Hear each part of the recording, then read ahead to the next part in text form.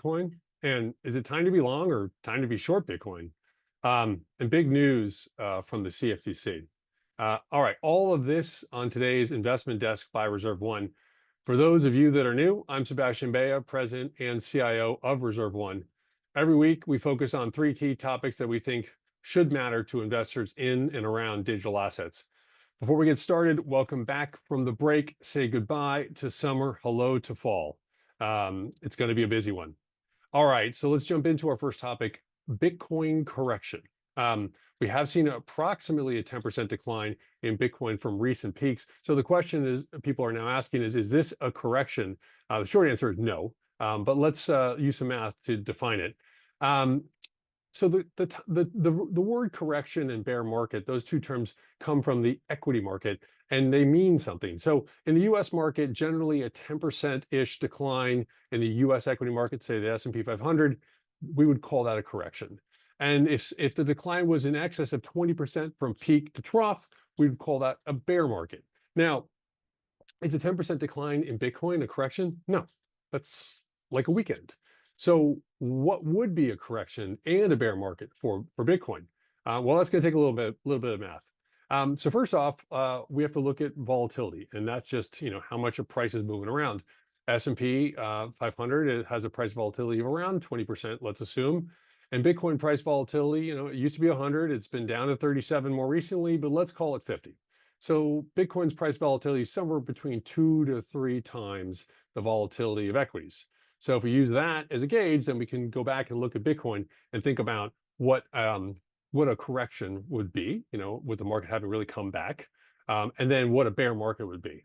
And for that, and I like to use a visual aid, so I'm going to try to share my screen.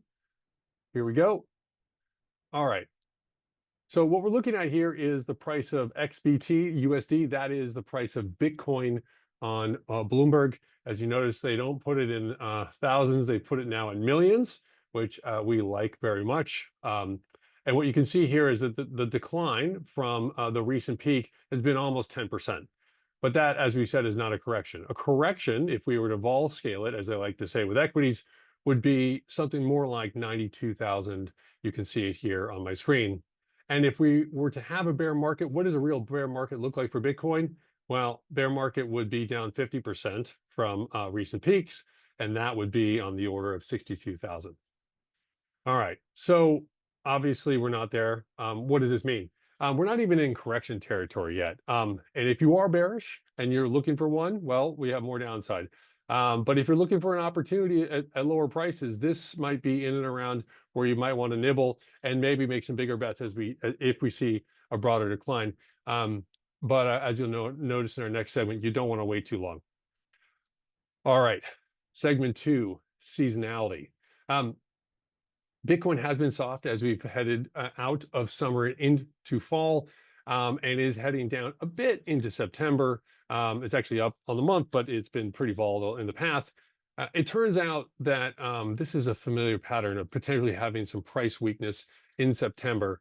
And when we talk about that, we're really referring to seasonality, or studying the price behaviors of securities or commodities by a calendar seasonal sort of view.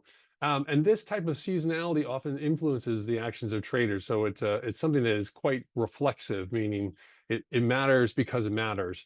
And it can actually impact how traders act. So it's important to pay attention to this. And there's actually some pretty good, interesting academic research on SSRN on this topic. This is a phenomenon, seasonality, that's found not only in crypto, but in equities, and it's important to be aware of. So let's take a look at what seasonality actually looks like for Bitcoin. And we did touch on this last week, but we want to spend a bit more time on it this week. All right, so we'll jump forward to the next page. All right, for those that are new and didn't catch last week, this is the seasonality chart on Bloomberg. I'm now looking at XBT. XBT is the Bloomberg ticker for Bitcoin, and it's quoted in US dollar. And what we show here are the returns for Bitcoin by month, by year, going back 10 years. So this seasonality is only looking at 10 years, but it's a pretty good range to look at. And on the very top row, you see what the average price returns have been by month. And as you see here in September, this has been historically the worst month for Bitcoin in total price return of down 3.2%. But as I mentioned in the previous segment, if you're thinking about waiting for Bitcoin to get a little softer, don't wait too long, because as you notice, if seasonals hold up, October is the strongest month for Bitcoin historically. And sometimes people refer to it as Uptober. You can see the average price return has been 22.51%, and it's been positive every October since 2019. All right, stop sharing that. So what's the takeaway here? Basically, knowing nothing else, if you want to be a bit more patient, and as traders tend to sell in September, fine, but don't wait too long, because they tend to buy back in October in size. All right, so let's jump into our last topic. This is big news from the CFTC, and this one will be easy to share. Wanted to flag this very notable news coming from the CFTC on August 28th, when many folks were on the beach and not necessarily paying attention.